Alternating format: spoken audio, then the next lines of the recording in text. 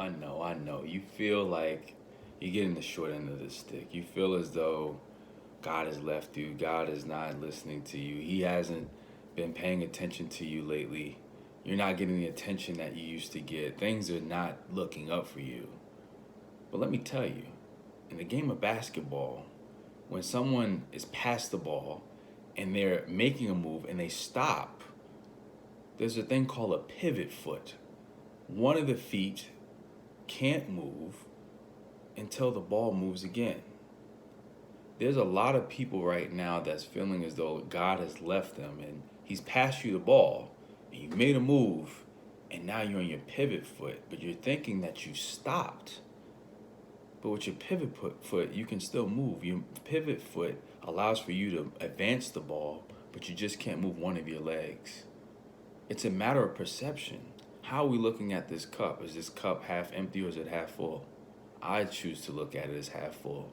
And I know that when God is advancing our lives, a lot of the times it can look as though things are going away. Oh man, I used to get all these likes, I get all these views on social media, which isn't a clear indication of your effectiveness in the kingdom. There's going to be some people that's not going to agree with what you're doing. There's going to be some people that's going to discourage you from what you're doing. There's going to be some people that's going to question what you're doing. How are you qualified doing the things that you do? Who told you you can do that? Oh, you must think you somebody else. Oh, I got the wrong person. No, God has selected you as the right person. So you don't listen to what other people are affirming or not affirming what you're doing. You don't be conformed to the world, but you are transformed by the renewal of your mind. Book of Romans chapter 12 verse 2 talks clearly about that. So it's time for you to renew your mind and not worry about somebody trying to affirm you for what God has called you to do. So the next time you feel as though God is giving you an assignment, he's passed that information to you. You have it. You've made a move with it. You're moving with it. And now you're on a pivot. You haven't stopped. He hasn't stopped believing that you can make that winning shot with the assignment. The proverbial, the illustrated ball that he has in your hand. He knows you can make that game winning shot. But you're just on a pivot. It's not a stop. It's a pivot foot. Pull up.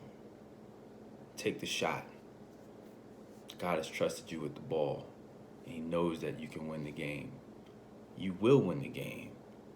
But you have to know that you can pivot on that foot. You can only move one leg. But when you fake left and you go right, all that practice is going to come down to that one moment. And he's going to be able to, he's already entrusted you to take the shot, but will you take it? If you treat it as though the game is over, you'll run out of time. But treat it like that pivot. You're going to pivot to the next level, to where you can jump over your defender. The devil's right there. Jump over him. And it'll be all net.